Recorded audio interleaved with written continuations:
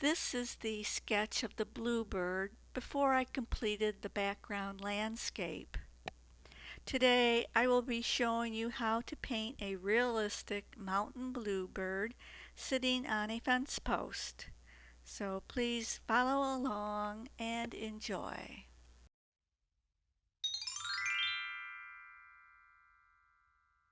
With the background completed, I can begin outlining the shape of the bluebird with my light blue pastel pencil. I am using Uart 600 grade sanded paper for this demonstration.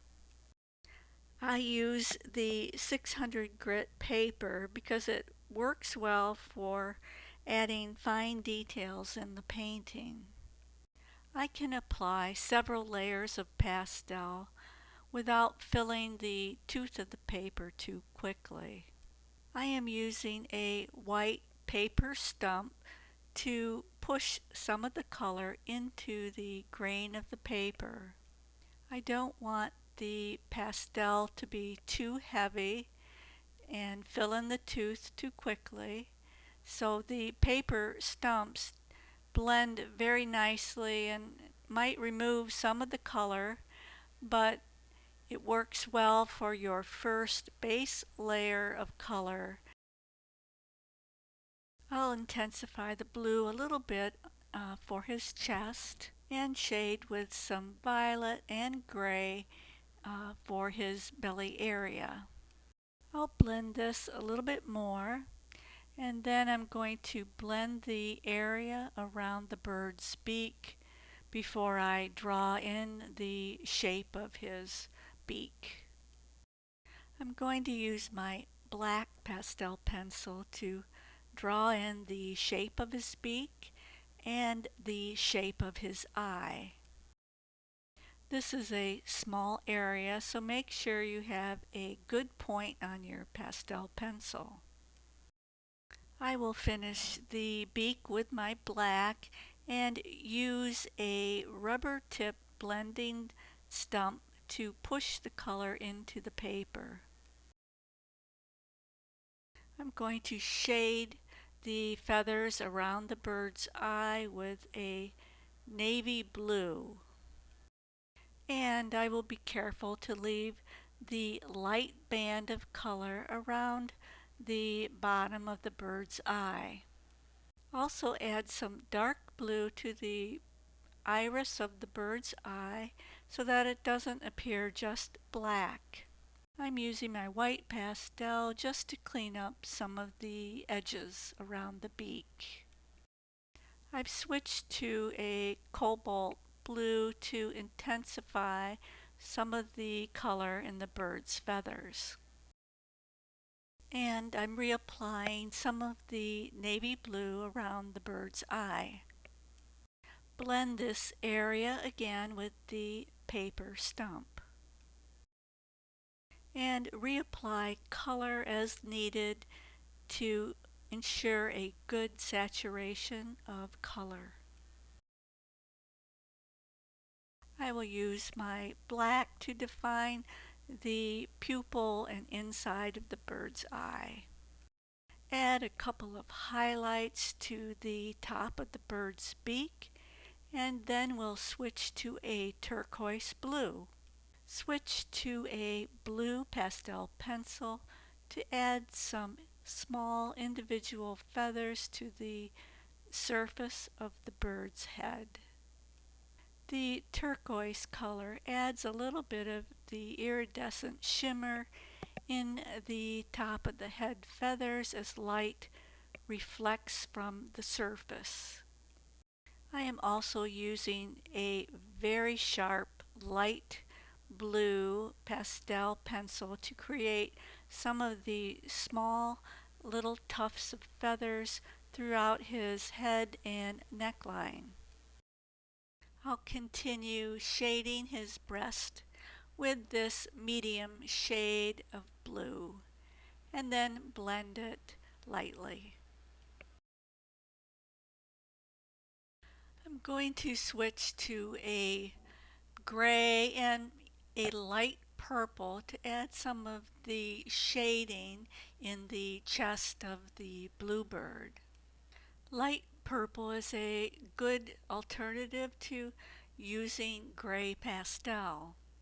Sometimes it's good to experiment a little bit with your colors so that your colors remain fresh and vibrant and don't appear flat.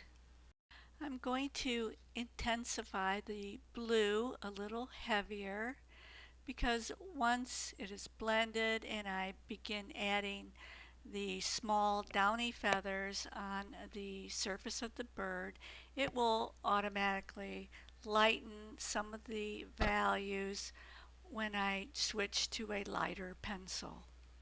I have a nice sharp point on this light blue pastel pencil, and I'm adding some of the very small downy feathers on the bird's body. I'm going to use my navy blue pastel pencil to begin adding the shadows being cast from the bird's wing. In order to keep these marks fresh, I use a little bit of my alcohol with a brush to go over these areas so it doesn't smudge and smear as I add more color. I'll add some of this dark ultramarine blue to the wings of the bird and blend it lightly, and then come back and start adding some more soft feathers using a light blue. Now I can come back with my white pastel and add some more of that soft downy texture. So I've been adding these layers very slowly, and now I'd like to use a little bit of a terracotta color to add a little bit of this orange color to its belly side. I need to add a little bit of color to his tail feathers and blend with my paper stump. There are several overlapping feathers in the wing area that I would like to define a little more clearly. It's important to have a good reference photo like this one I'm using from Daiken. I'm switching to my black to darken the tips of the bird's wings. There are several overlapping tail feathers that I am outlining and adding some of the dark ultramarine blue to bring out the color in the feathers.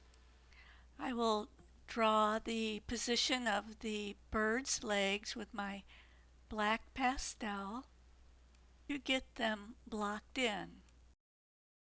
I'll continue to use the light blue to highlight the feathers and some dark blue for the shading beneath the wing on his left side. It's good to study your reference photo closely to finish these final details.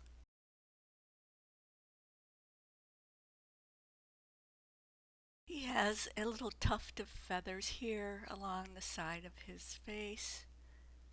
I'll continue to add the highlights on the surface of his feathers along the side of his body. The sunlight is reflecting in this area. He has some longer, soft, downy feathers just above his legs and in the abdomen area. I'll contour the shoulder area of his wing a little bit more and add a few more small details, and we're ready to move on to the post that the bird is sitting on. I'm using light gray to create the base for the post. I'll blend with my sponge applicator And I'm also adding a little bit of alcohol to the bird's feet so I don't rub them out with the applicator. I'm using my dark gray to add some of the cracks and crevices and patterns found in the post. Coming back with my black to darken some of the deep cracks in the post. Then once I finish that, I come back with some alcohol and I'm going to go over these cracks so that I don't lose them and they remain sharp inside the post. I'm using a very light emerald green to add some color to the post along with some more gray pastel.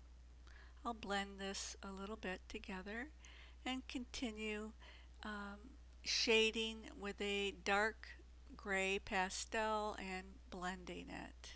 I am brushing with some alcohol so that I have a good saturation of color. Once it is dried, I'm going to begin adding the darker details to the right side of the post. I'll go over some of the cracks and patterns again, and then I'm switching to a dark emerald green to add some of the shading to the right side of the post. I'm going to use a slate blue to add some of the dark patterns that are falling between the cracks of the post. Switch to your dark gray to add even more texture and shading to the post. Now I'm coming back with my black pastel to intensify all the cracks and patterns found in the post. I'm going to switch to my rubber tipped applicators to blend the grain in the post. It blends without removing the color. I'll add some slate blue between the grain of the wood and use the rubber tip applicator. One of the final tips of completing the post is adding the white highlights to the edges of the cracks and to the high areas in the patterns of the wood. It is these small details that bring the realism to life. There are a lot of cracks and crevices in the top of the post that I'd like to add before I begin finishing the bird's feet. It's important to follow the direction of the patterns and curves in the cracks and crevices. I'm going to use a light violet just to shape the bird's toes before I add the final details. I'll use some navy and black to draw the bird's toes and talons. I'll add some white and gray to define the highlights and shape of the toes and also indicate the direction of the sunlight with the highlights. Next, I will add some dark shadows being cast from the bird's body and toe areas, and this will complete the painting. I hope you have enjoyed this lesson on how to paint a mountain bluebird sitting on a post. Thank you for watching and see you next time.